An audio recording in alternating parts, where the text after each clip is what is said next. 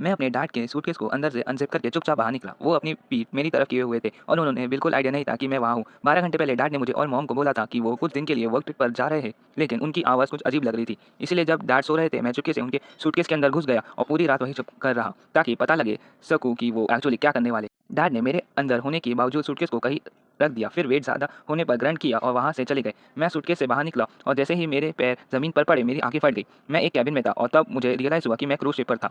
Dad deck पर अपने friends के साथ हंस रहे थे। मैं शॉक में अपना मुंह कवर किया और उनकी तरफ भागा। डैड, उन्होंने ड्रिंक थूक दी। बेटा, तुम यहाँ क्या कर रहे हो? मैं आपके सूटकेस में छुप गया था। मैंने तुरंत फ़ोन निकाला और एक सेल्फी ले ली। मैं पोस्ट करने ही वाला था कि कैसे मैं सीक्रेटली डैड के क्रूज़ पर आ गया, तभी उनके फ्रेंड ने मेरा फ़ोन छीन लिया। नहीं, हमने आपकी वाइफ़ को बोला था कि हम वर्क ट्रिप पर गए हैं। अगर तुम ये क्रूज़ अपनी स्टोरी पर डाल दिए तो हम सब गए। उन्होंने मुझे चुप रहने के $100 दे दिए। मैं तुरंत ग्रिन करने लगा। ओके, फ़ोन वापस दे दो, लेकिन पहले मेरे लिए एक लॉन्च चेयर लाओ। चारों ने तुरंत एक लॉन्च चेयर लाकर मेरे सामने रख दी।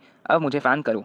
मैं चेयर पर लेट गया और बड़े-बड़े लीव्स की तरह पॉइंट किया। डैड ने सिर हिला दिया, लेकिन मैंने बस अपना थंब मॉम को फेसटाइम करने वाले बटन के ऊपर रख दिया। चारों ने मुझे तुरंत फ़ैन करना शुरू कर दिया। शाम तक मैं $800 ब्लैकमेल मनी कलेक्ट कर चुका था। डैड खुद लॉन्च चेयर पर बैठे मुझे ग्रेप्स खिला रहे थे और गुस्से में कुछ ऐसा बोल रहे थे कि मुझे कैसे उनसे छुटकारा मिले। मैंने उनसे कहा, अगर आपने मेरे साथ कुछ किया तो मैं सब मॉम को बता दूंगा। लेकिन अगली सुबह मुझे केबिन के अंदर से कुछ आवाज़ सुनाई दी। मैं अंदर गया और देखा कि वो चारों पोकर खेल रहे थे। मेरी आंखें बड़ी हो गई और मैं तुरंत चिल्लाया, डैड, आपने मॉम से प्रॉमिस किया था कि आप दोबारा पोकर नहीं खेलोगे। डैड ने फेस पाम कर लिया।